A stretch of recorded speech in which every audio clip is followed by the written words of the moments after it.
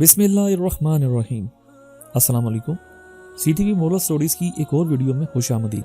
दोस्तों, एक मरतबा यमन में चंद शिकारियों ने जंगली शेर को शिकार करने के लिए जमीन में कुआं खोदा और बड़ी तदबीर के साथ शेर को इसमें गिरा दिया और उन्होंने लोगों को इसकी तरफ आने और इसे देखने से मना किया, लेकिन लोग बाज न आए और इसे देखने के लिए कुएं की मुंडेर पर जमा हो गए और अंदर झांकने लगे। इसी दौरान धक्कम पेल शुरू हो गई और एक शख्स कुएं में लुढ़क पड़ा। इसने अपने आप को बचाने के लिए दूसरे शख्स की टांग पकड़ ली। अल्लाह का करना ऐसा हुआ कि वो भी कुएं में लुढ़कने लगा, तो इसने अपने आप को बचाने के लिए तीसरे शख्स की पिंडली पकड़ ली, तो वो भी कुएं में लुढ़क पड़ा। इसने अपने आप को बचाने के लिए चौथे शख्स की टांग पकड़ ली, तो वो भी कुएं में लुढ़क पड़ा। और इस बेचारे ने अपने आप को बचाने के लिए हाथ पांव मारे, लेकिन इसके हाथ में किसी का हाथ पांव न आया और वो भी कुएं में लुढ़क पड़ा। नतीजतन वो चारों कुएं में जा पड़े और भूखे शेर ने चारों को चीर फाड़ कर रख दिया। इस सूरत हाल को देखकर मरने वालों के वर्सा और कबाइल के दरमियान झगड़ा खड़ा हो गया। इनमें से हर कोई एक दूसरे को इल्जाम देता था कि हमारा आदमी तुम्हारे आदमी की वजह से मारा गया, और करीब था कि इनके दरमियान लड़ाई छिड़ जाती और इंसानों की लाशों के ढेर लग जाते। खुशकिस्मती से किसी इंसान ने हजरत अली रजी अल्लाह ताला अन्हो को इस फितने की खबर दी। आप रजी अल्लाह ताला अन्हो इन दिनों यमन के काजी थे।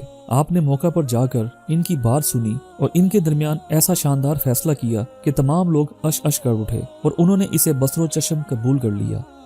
आप रजी अल्लाह ताला अन्हो ने फरमाया, देखो, तुम्हारी आपस में तो कोई दुश्मनी नहीं थी जिसकी बिना पर शुबा किया जा सके कि उन्होंने जानबूझकर एक दूसरे को कुएं में गिराया हो। अलबत्ता इसे इत्तफाकी हादसा करार दिया जा सकता है और इसकी दय्यत मुकर्रर की जा सकती है, और चारों आदमियों के वर्सा को अपने अपने हिस्से की दय्यत पर इत्तिफाक कर लेना चाहिए।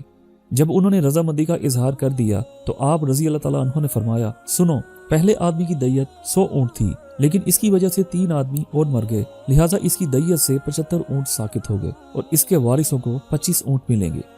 दूसरे आदमी की वजह से 2 आदमी मर गए, लिहाजा इसकी दय्यत जो कि 100 ऊंट थी से 50 ऊंट साकित हो गए और इसके वारिसों को 50 ऊंट मिलेंगे। तीसरे आदमी की वजह से एक और आदमी मर गया, लिहाजा इसकी दय्यत जो कि 100 ऊंट थी इससे 25 ऊंट साकित होंगे और इसके वारिसों को 75 ऊंट मिलेंगे। चौथे आदमी की वजह से कोई और आदमी नहीं मरा, लिहाजा इसकी दय्यत पूरी की पूरी ही इसके वारिसों को मिलेगी और वो पूरे 100 ऊंट के हकदार होंगे।